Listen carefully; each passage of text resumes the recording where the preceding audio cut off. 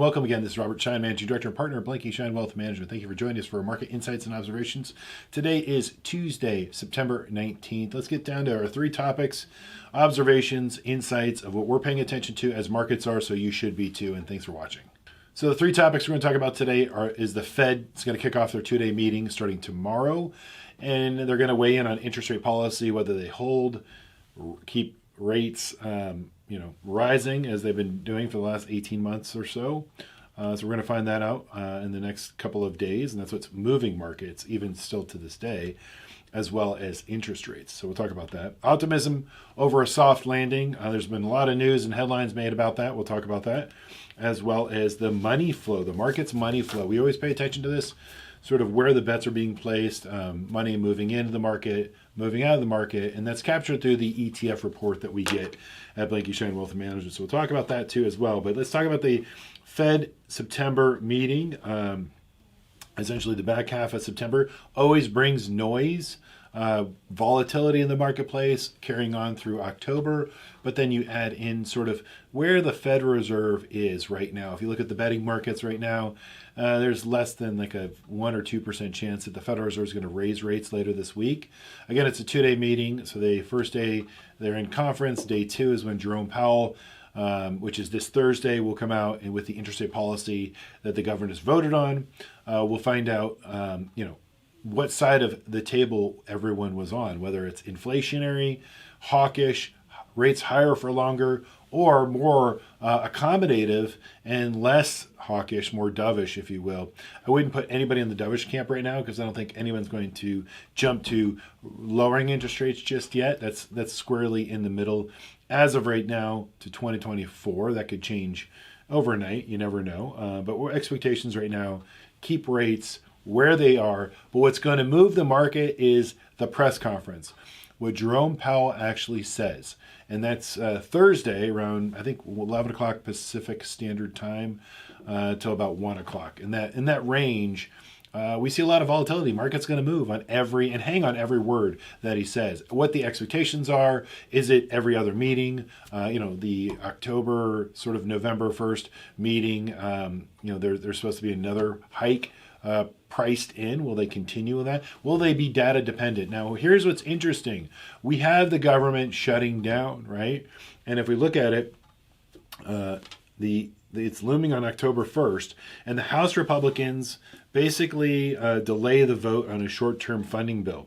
As of an hour ago, okay, this is what's comical about this whole thing. About an hour ago, 1 day ago, we have NBC reports that the Republicans released a short-term bill that would avert a government shutdown and kick the can down the road to October 31st.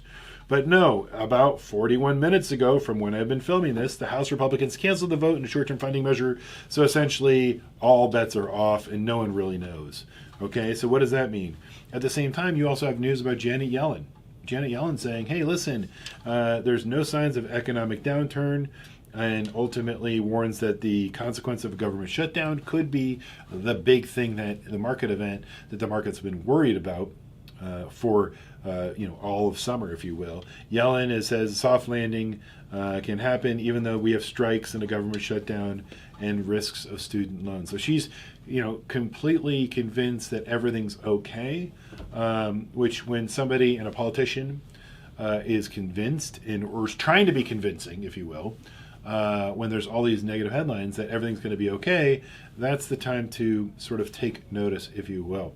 What are we watching? The four threats of a soft landing basically would be derailed is if rates were higher for longer, for too long, the economic grows basically too quickly, which means even though economic growth is solid, and we've seen resiliency in corporate earnings, which has been head-scratching for everybody, and that's why markets are up this year, if it persists and the market reaccelerates or the earnings reaccelerate and the growth reaccelerates, that means that the interest rates have to continue. Federal Reserve has to continue to keep that level of sort of brakes on the society of the economic engine, slowing it down, which it wouldn't be good. That would eventually be raising rates until something breaks. And then energy prices. We're noticing energy prices. We've been long-term bull of energy. We've been adding it to clients' portfolios. Again, earlier this week and last week, we were talking about it on all the news outlets. Sort of one of our favorite sort of allocation overweights of what we're doing for clients. And then the final fourth thing is geopolitical crisis. That's always hanging over. But what's important is taking a look at the 10-year Treasury versus cyclicals versus defensives. And so what we see is a divergence here. And what you're looking at is essentially, largely, they've been in sync. And essentially, it's the fixed income of cyclicals and defensives and the 10-year yield. Now, when they diverge, okay, we could see, will the 10-year now diverge and come down? Ultimately, we know interest rates are going to be held where they are and try to keep them where they are, higher for longer, ultimately, to stay ahead of inflation. We also know that inflation rarely comes in just one wave. Inflation is multiple waves, as we saw in the 70s. In fact, historically speaking, if you go back through the 2,000 years of data, or 2,000 data points in 200 years, they ultimately show that historically, over 87% of the time, inflation has two waves to it. So that's what the Federal Reserve is worried about. That's what markets are potentially worried about. But this is indicating that the 10-year could be falling. Now, what do? Well, what markets are doing and the fund flows since March 22nd, ultimately, this is ETFs, essentially just baskets of different sectors and indices of the markets. Like long-term bond duration has seen $72 billion worth of assets move into it. And essentially why that would be is when interest rates rise, ultimately they get to a point where they're too high. You want to lock in long duration, because when interest rates fall, these assets and those long duration assets the price of them will appreciate. So what Wall Street's bet is that intermediate bonds and long-term bonds, there's a lot of money movement into this section saying that we could be at the end of the interest rate cycle, whether it's one more this year into 2024, if we're going to hedge our bet and we're going to go longer duration, because we'll get appreciation there and we'll lock in higher rates on our side, the client side. And that's what we're doing here at Blanke Schein Wealth Management. We've got money coming due and we're pushing duration and we're locking it in. Now, here's also just a recap. We were on CNBC earlier this week, 2 o'clock Pacific time, 5 a.m. Eastern time on Monday. And it sort of talks about, hey, listen, September is always an opportunity, coupled with October, historically speaking, a buying opportunity. So click on the link below. That will take you to, if you didn't catch it, I don't expect anyone catching it live, but if you didn't catch the replay email that we sent out yesterday. But that's our look at the market itself.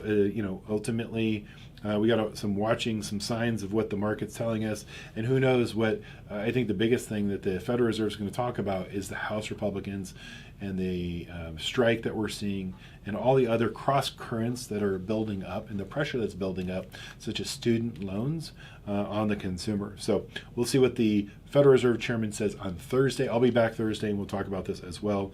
But that's about our 3 things we're talking about, what markets are moving or paying attention to as markets move. So thanks for watching. Again, like and subscribe and share with friends and family. Take care. Have a great day.